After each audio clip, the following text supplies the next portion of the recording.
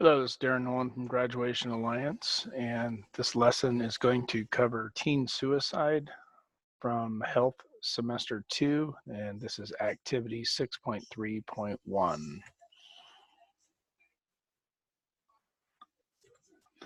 Some facts about suicide. So I teach in the state of Washington, and so here's some some stats from Washington State.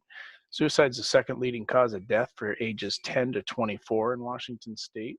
In 2017, each day, approximately 3,400 suicide attempts are made by people between 7th and 12th grade. In 2016, 18% of Washington State 10th graders reported seriously considering suicide, and 16% made a plan about how they would attempt suicide. Youth suicides outnumber youth homicides in Washington State, and this data comes from the Washington State Department of Health. Some national information. In 2017, 44,193 people completed suicide. Over 494,000 people with self-inflicted injuries were treated in U.S. emergency departments in 2013. About 8% of high school students have attempted suicide in the past year. In 2017, an average of 121 people died from suicide each day. Each suicide intimately affects at least 6 other people. Boys and young men are more likely to complete suicide, but girls and young women are more likely to make suicide attempts that result in hospitalization. About 80% of the time, people who kill themselves have given definite signals or talked about suicide. Here are some myths, and these are created by Thomas Joyner. He's an American academic psychologist and the leading expert on suicide. So one myth is suicide is a coward's act. It's the easy way out. The reality is the human instinct to survive is deep and very, very strong. Suicide is fearsome, daunting, and very difficult to complete. Death by suicide requires staring the product of evolution in the face and not blinking. It is tragic, fearsome, agonizing, and awful, but it's not easy. Suicide is not about weakness, it's about the fearless endurance of a certain kind of pain. Another myth, most people who die by suicide leave a note. The reality is approximately 25% of suicide victims leave a note. Suicide victims experience severe social disconnection, so this percentage is not surprising. Most suicide notes do not contain much emotional content. Rather, they tend to be written in a matter of fact tone, using short sentences to give instructions regarding day-to-day matters.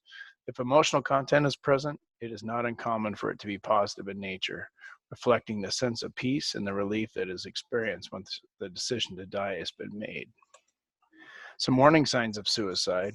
One might express a desire to die, feelings of social disconnection, a feeling of being a burden, low self-esteem, no hope for the future, or possibly giving away possessions. They also may have a change in their personality, their behavior, their sleep patterns, and eating habits, and also if there's any evidence of self-harm. Some protective factors are, we know that these factors will help to protect someone from possibly making that choice. Family connectedness is really important, being connected to a school, having a healthy adult to talk to, a supportive peer group, access to mental health and substance abuse services, skills in problem solving and conflict resolution, as well as having a healthy self-esteem. An example of an intervention that you may use if you're ever in a situation where you know somebody that might be contemplating suicide is, number one, trust your gut, check in. I've been worried about you because lately you've been, could be a sentence starter, or I wanted to let you know that I care about you and have noticed, or I want to talk to you with you because I noticed. You want to make sure you listen without judgment. Ask the question directly. I'm worried that you might be very sad, depressed, really upset, or even suicidal. Are you thinking about killing yourself? Or are you thinking about suicide? Listen with compassion. Use words that matter to respond. Remember, you're not trying to fix or correct anything. And get adult help. We need to get some adult help.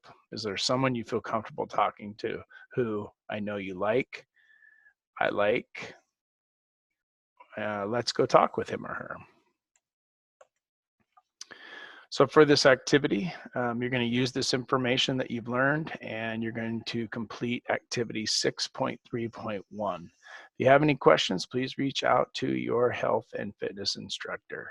Have a great day.